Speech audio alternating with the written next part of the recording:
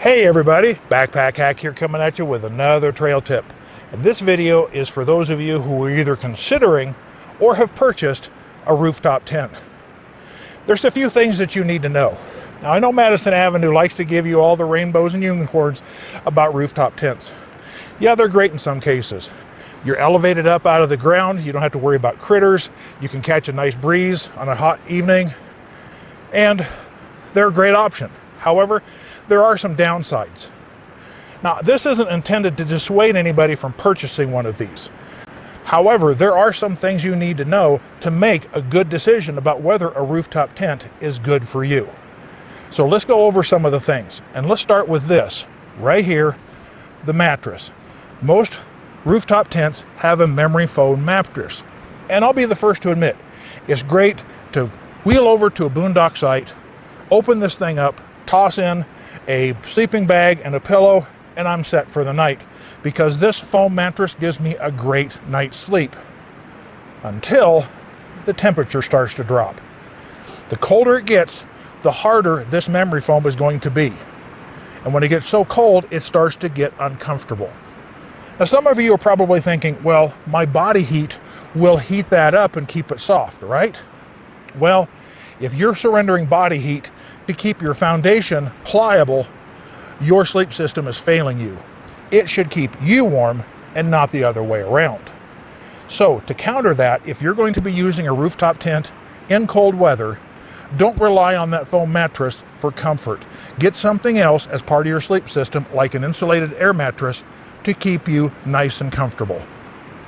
Since rooftop tents are generally attached to a vehicle, that poses several problems. Number one, they're heavy enough that it actually takes two people to put one on and take one off of a vehicle. I can't imagine trying to do this myself. I have seen people who have rigged up some sort of crane system to do it themselves, but that imposes other restrictions, like where are you going to store that crane when you're not using it? Since they are usually attached to the top of a vehicle, rooftop tents come with a ladder. Now, since mine is down low on a trailer, I've replaced my ladder with a simple section of a small aluminum ladder. However, if your tent is up here, keep in mind, people with disabilities, with handicaps, the elderly, the small children, going up and down that ladder every time to get into or come out of the tent can be an issue. Also, those midnight bio breaks where you got to take a trip to the tree, you got to climb down the ladder and climb back up. So keep that in mind when you are considering a rooftop tent. Also, since it's tied to the vehicle, it's great for an overnight stay. But if you want to camp somewhere for long term and then want to use the vehicle to go explore the area, you've got to pack the tent up just to go explore. And when you return to your campsite, you've got to deploy the tent again. That could be a problem. If you want a level tent, you have to have a level surface. And if you're in an organized campground, that's probably not a problem. But if you're boondocking, that becomes an issue, because you may not be permitted to get to a level spot, or you physically can't get your vehicle to that level spot. So keep that in mind. Second, you're adding this profile to the top of a vehicle. That's going to affect your mileage because it increases the drag, the air resistance of your vehicle, and it could affect your performance and handling of the vehicle. And another thing to consider if your tent is on your vehicle is it's going to take up the space that you might have for kayaks or canoes, bicycles, solar panels, or even those big containers that you put on top of a vehicle for extra storage. You're going to lose a lot of that real estate. You're not going to find a rooftop tent that can sleep 6 or 8 or 10 or 12 people. Just isn't going to happen. 3 is usually the maximum. I think I've seen one ad for a 4-person tent, but I can't imagine 4 people in a tent not much bigger than this. They're either going to have to be 4 toothpicks, or maybe 2 adults and 2 small children, or 2 adults and their pets and gear. But generally, this is a 3-person tent, but I can still only see 2 people in it. Just like any ground-based tent, they tend to exaggerate the number of people that can actually sleep comfortably in a tent. You might fit in it, but you're not going to be comfortable. Another thing to consider is the fact that if this is on a vehicle instead of a trailer like mine, and it's up high, remember that's going to cause issues in both opening and closing the tent, especially opening it. They always show in the ads that it's easy to open. Yes, they're great to deploy. You'd simply pull the cover off and open it up and hook up the rainfly, and you're ready to go. I can crawl in there and have a good night's sleep. But if it's up here, it's very, very difficult to put it back together. I've seen people climbing on their bumpers, their tailgates, their wheels. They're opening up car doors and standing on the seat with their foot out on the armrest. I've seen people carry ladders to make it putting one of these back together when they're well up in the air. So that's something to consider if you want to put up with that kind of issue when you go to put the tent away. One mistake I see a lot of new users of this type of tent make is they don't fully deploy the cantilevered end correctly. What I mean by this is this section must be directly in line with the far section. You don't want it to bow like this. May sound comfortable at night. You can kind of curl yourself up like a hammock, but that's a bad idea. This needs to be straight in line with the opposite end. And let me show you why. When you look close at the hinge area of the tent, when it's folded up, you can see that this is where it hinges at. Not down here, but this is the hinge point. So this will come down to here. And what keeps this platform even with this platform is a combination of this rib and this slot. So this rib needs to come down and be fully inserted in this slot. Now the hinge will keep them together on both ends. However, out here in the middle, there's nothing to hold these two together except for this rib and this slot. So if you don't have this cantilevered end fully inserted into this slot, it can actually slip out with the weight of somebody on this panel up here. And the last thing you want to do is start damaging this part or this part. And I'll be honest, I've had this happen to me because I didn't know about this. So that's why I'm including it in this video, is so you are aware that this panel and this panel must be completely even with each other. You can't bow them like this. It's very important that this is fully seated. Otherwise you could start damaging these parts, and that can get expensive to fix. I want to point out a couple of very important points here at the hinge area. First off, rooftop tents don't hinge right down here at the bottom. This one actually hinges right up here. So when it's folded up, this ends up being up here. And it's to account for both the thickness of the memory foam as well as the body and rainfly of the tent to give it room to store inside. As such, the manufacturers cannot make this a solid piece of material like it is over here, because this piece of material will end up here when you fold it up.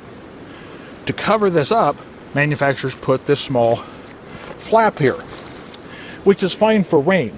However, it's still susceptible to creeping bugs.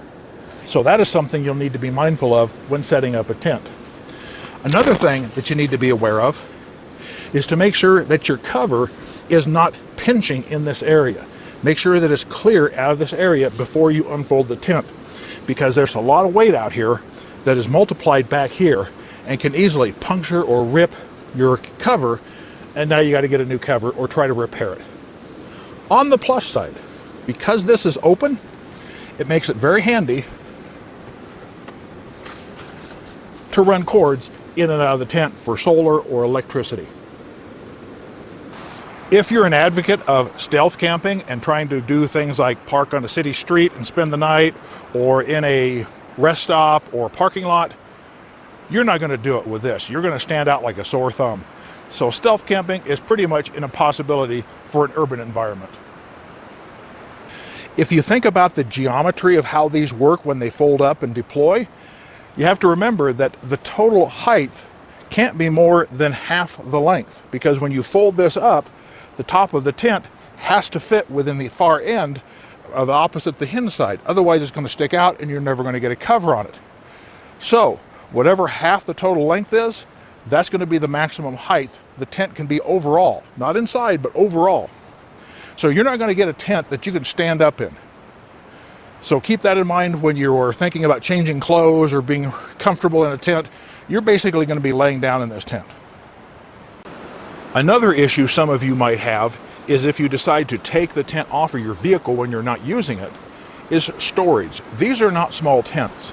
An apartment dweller may have problems, especially if they don't have a garage or a storage unit somewhere, being able to store something like this. So consider storage space in your plans of whether you're going to purchase one of these. Another issue you may find is when you roll into an organized campground, especially a privately owned one, they may classify it differently.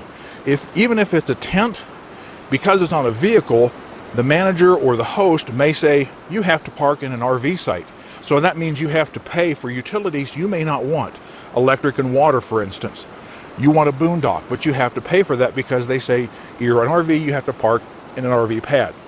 Conversely, you may want electric and water, but because it's a tent, the host or the manager may say you have to camp in a primitive tent camp area where you don't have those utilities. So just be aware of this when you're traveling with this tent, that when you stay in a privately owned campground, the rules are going to change on where you can camp. Something else to consider is the possibility of whether you can repair the tent or get replacement parts for a damaged piece. Do your due diligence. Contact the manufacturer and see if repairs or parts are available for the one you're considering. Some manufacturers just crank them out and they don't care. Others may want to take care of their customers. So call the manufacturer and see if the one you're looking for has parts or repair service available. The next thing to consider is the price. I don't think there's anybody out there right now, and I could be wrong on this, but I don't think there's anybody out there right now that makes one of these tents for less than $1,000. And you can get a lot of good ground-based tents for that same price. So you need to keep that into consideration if budget is an issue. Also, they are much heavier than most tents. I'm not sure exactly what the weight is. I'll look it up and put in the link below. But you can get a lot bigger ground-based tents for less weight if weight is an issue for you. You also have to be mindful of not only the weight of the tent, but the people that are going to be in it and the gear that's going to be in it. Your vehicle may not be able to withstand that kind of weight, especially a dynamic load, because people move around in a tent. I hate to see you buy a tent and damage your vehicle. So understand that manufacturers don't put a roof rating in terms of load on their roof. So you have to be very careful about putting one of these directly on your vehicle. Here's something probably even current owners of rooftop tents never thought about. When you think about it, the far side of the tent is anchored down either by the vehicle or, in my case, the weight of the trailer. However, the only thing holding this half of the tent down is gravity. So if you've got this tent up and you're not in it, you're out exploring or on a hike or something, and a gust of wind comes up, it can get under this rain fly and actually pick this tent up and physically fold it over. What damage is that going to do not only to the tent, but the contents inside? Now, if you're in it, you're probably going to be fine. But if you're out on a hike or you've got it separated from your vehicle like I do and you're out exploring the area and a gust of wind comes up, it would suck to come back to a damaged tent and whatever content damage is inside. So keep that in mind. Another thing to consider is, although it isn't going to happen very often, you may roll into a boondocking area or a remote site and the local authorities will disallow the use of tents because of a wildlife issue. It doesn't happen very often, but it is a possibility, so keep that in mind. And finally, keep in mind that a rooftop tent is exactly that, a tent, meaning 4 things. Number 1, it's subject to rips, tears, and punctures just like any other tent. An errant ember from a fire can burn a hole in either the rainfly or the body. It is still going to flap in the wind, and like any other tent, if you store it away long term, when it's wet, you're going to ruin it with mold and mildew. So with all that, I want to reiterate that this is not to dissuade anybody from purchasing a rooftop tent. I want you to have a counterbalance to everything that the manufacturer says is all rainbows and unicorns, with the hard truth and reality, plus a few things that you may not have thought about. So this is Backpack Hack coming at you with this trail tip. Be sure to like, subscribe, share, and comment on my videos. Be safe out there, and I'll see you out on the trail.